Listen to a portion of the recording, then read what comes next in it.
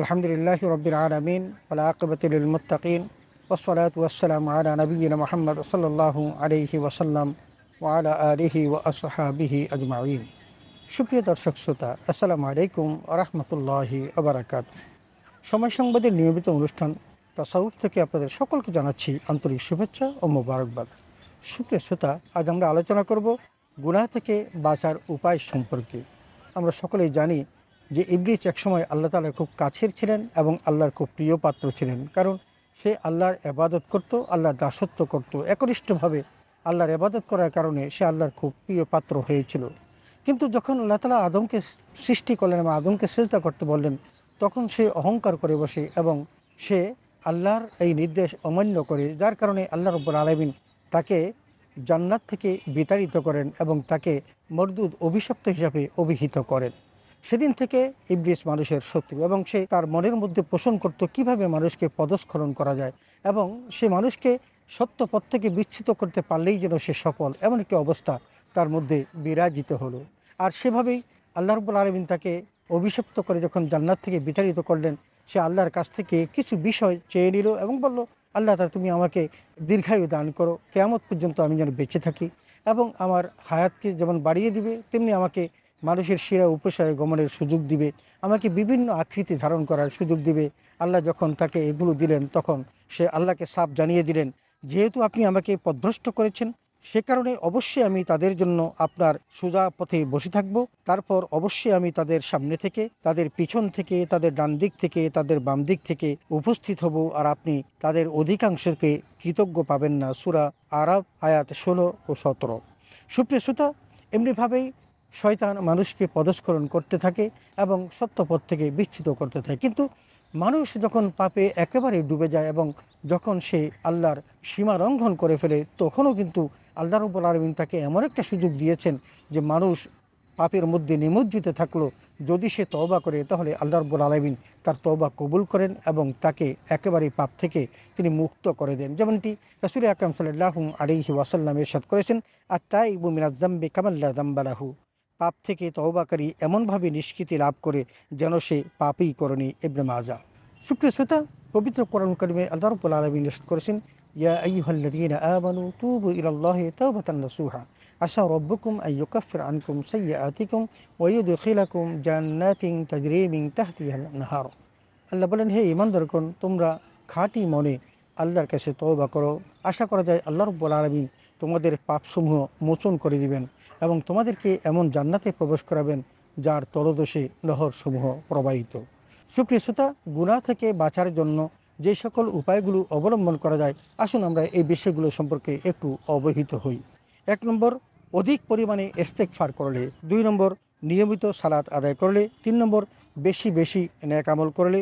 4, বেশি করে আল্লাহর জিকির করলে। 5, আপনারই অঙ্গ প্রত্যঙ্গ একদিন আপনার বিরুদ্ধে সাক্ষী দিবে এই কথা ভাবলে। 6 নম্বর, আল্লাহওয়ালাদের সোহবত গ্রহণ করলে। আর 7 নম্বর, পরকালের জবাবদিহিতার ভয় করলে। আসুন আমরা বিষয়গুলো সম্পর্কে একটু বিস্তারিত শুনি। প্রথমে আসে অধিক পরিমাণে ইস্তেগফার করলে।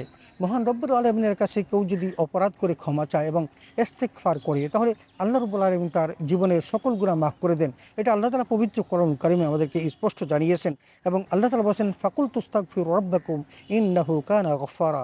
বলছেন যে তোমরা তোমাদের রবের কাছে ক্ষমা চাও, নিশ্চয়ই তিনি পরম ক্ষমাশীল। সূরা নূহ আয়াত 10। সুপ্রিয় শ্রোতা, নবীজি সাল্লাল্লাহু আলাইহি ওয়াসাল্লাম ইরশাদ করেছেন, তোমরা আল্লাহর দরবারে তওবা করো এবং আল্লাহর কাছে ক্ষমা প্রার্থনা করো। আমিও প্রতিদিন 70 বার তওবা করি। সহিহ বুখারী হাদিস 2702।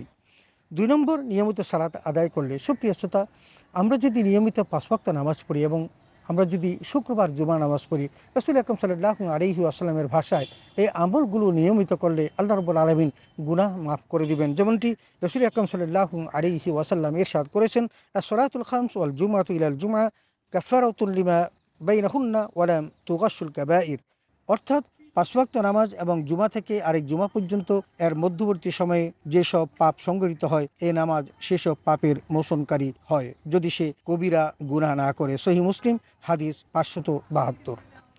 তৃতীয়, বেশি বেশি নেক আমল করলে। সুপ্রিয় শ্রোতা, মানুষ যখন নেক আমলের মধ্যে ডুবে যায় তখন পাপ তাকে স্পর্শ করতে পারে না, কারণ মানুষকে এই পাপ থেকে বাঁচার জন্য নেক আমল সবচেয়ে বড় রক্ষা কবচ। আমরা জানি যে অধিকাংশ মানুষ যখন নেক কাজে ডুবে থাকে তখন পাপ তাকে কোনোভাবেই ছুঁতে পারে না। যেমন কোরআন কারীমে আল্লাহ রাব্বুল আলামিন বলেছেন, ইন্নাল হাসানাত ইউযহিবুনাস সাইয়্যাত, যে নিশ্চয়ই ভালো কাজগুলো মন্দ কাজগুলোকে মিটিয়ে দেয়। সূরা হুদ আয়াত 114। সুতরাং আমরা যদি ভালো কাজের মধ্যে ডুবে থাকি তাহলে নিশ্চয়ই এই শয়তান আমাদের কাছেও আসতে পারবে না এবং পাপ করাতে পারবে না, এবং পাপ যদি করেও থাকি তাহলে সেই সকল পাপ আল্লাহ তাআলা মোচন করে দিবেন।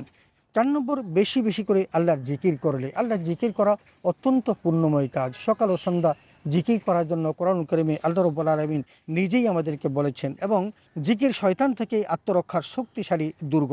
বেশি করে জিকির করলে শয়তান দূরে সরে যায় এবং পাপে নিমজ্জিত করতে পারে না। যেমনটি পবিত্র কোরআন কারীমে আল্লাহ রাব্বুল আলামিন ইরশাদ করেছেন, ইসতাহওয়াযা আলাইহিমুশ শাইতানু ফাআনসাহুম যিকরাল্লাহ উলাইকা হিজবুশ শাইতান, অর্থাৎ শয়তান তাদের বশীভূত করে নিয়েছে, অতএব তাদেরকে আল্লাহর জিকির ভুলিয়ে দিয়েছে, তারাই শয়তানের দল। সূরা মুজাদালা আয়াত 19। সুপ্রিয় শ্রোতা, আমরা বুঝতে পারলাম যে বেশি বেশি করে আল্লাহর জিকির করলে আল্লাহ রাব্বুল আলামিন তখন তার ওই পাপ থেকে তার গুনাহগুলোকে মুছে দেন। 5 নম্বর, আপনারই অঙ্গ প্রত্যঙ্গ আপনার বিরুদ্ধে সাক্ষী দিবে এ কথা ভাববে। সুপ্রিয় শ্রোতা, আমরা যদি একথা ভাবি এবং দেখি এবং চিন্তা করি যে আমি যত পাপ করছি এবং যত গোপনেই করি না কেন, আমার এই সকল পাপের সাক্ষী কিন্তু আমার অঙ্গ প্রত্যঙ্গ, এবং এই অঙ্গ প্রত্যঙ্গ যদি একদিন সাক্ষী দিবে সেদিন কিন্তু আমার বাঁচার কোনো উপায় থাকবে না। কারণ আমি হয়তো ভুলে যেতে পারবো, কিন্তু আমার অঙ্গ প্রত্যঙ্গ মহান রবের কাছে কাল কিয়ামতের দিন যখন বলবে, তখন আল্লাহ রাব্বুল আলামিন বলেন, আল ইয়াওমা নাখতিমু আলা আফওয়াহিহিম ওয়া তুকাল্লিমুনা আইদিহিম ওয়া তাশহাদু আরজুলুহুম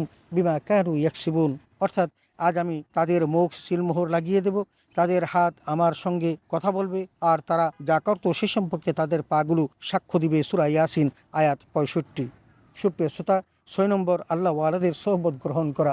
আমরা যদি আল্লাহ ওয়ালাদের সাথে, ভালো মানুষের সাথে, নেক মানুষের সাথে সম্পর্ক রাখি, তাহলে সেই নেক মানুষের সাথে সম্পর্ক রাখার কারণে কিন্তু আল্লাহ পাপ মোচন করে দিবেন। যেমনটি আল্লাহ রাব্বুল আলামিন বলেছেন, ইয়া আইয়ুহাল্লাযীনা আমানুত্তাকুল্লাহা ওয়া কুনু মা'আস সাদিকিন, হে ঈমানদারগণ, তোমরা আল্লাহকে ভয় করো এবং সত্যবাদীদের সাথী হও। সূরা তাওবা আয়াত 119। সপ্তম, যে পরকালের জবাবদিহিতার ভয় করলে। আমরা দুনিয়ার জীবনে যা কিছু করি না কেন, এই সমস্ত কাজের জন্য একদিন পরকালে আল্লাহর সামনে দাঁড়াতে হবে এবং আল্লাহর কাছে জবাবদিহি করতে হবে। এই কথাগুলো যদি ভাবি তাহলে কিন্তু আমরা পাপ থেকে নিষ্কৃতি পাবো। যেমনটি ওয়াম্মা মান খাফা মাকামা রাব্বিহি ওয়া নাহান নাফসা আনিল হাওয়া ফাইনাল জান্নাতা হিয়াল মাওয়া, অর্থাৎ যে স্বীয় প্রতিপালকের সামনে উপস্থিত হওয়ার ভয় রেখেছে এবং কুপ্রবৃত্তি হতে নিজেকে বিরত রেখেছে, নিশ্চয়ই আবাসস্থল হবে তার জান্নাত। সূরা জারিয়াত আয়াত 40 ও 41। সুপ্রিয় শ্রোতা, আমরা এতক্ষণ পর্যন্ত গুনাহ থেকে বাঁচার উপায় সম্পর্কে আলোচনা করলাম, এবং যে 7টি বিষয় আমরা আলোচনায় এনেছি, এই বিষয়গুলো যদি আমরা মনে রাখি এবং তদনুযায়ী আমল করি, নিশ্চয়ই আমরা যত গুনাহ করি না কেন মহান রব্বুল আলামিন তিনি ক্ষমাশীল, আমাদের গুনাহ মাফ করে দিবেন, ক্ষমা করে দিবেন, আমাদেরকে জান্নাতে পৌঁছাবেন। ইনশাআল্লাহ আমরা জান্নাতে লাভে ধন্য হব। আল্লাহ তাআলা আমাদের সকলকে সে তৌফিক দান করুন। আমিন। ওয়া আখিরু দাওয়ানা আলহামদুলিল্লাহি রাব্বিল আলামিন। আসসালামু আলাইকুম ওয়া রাহমাতুল্লাহি ওয়া বারাকাতুহু।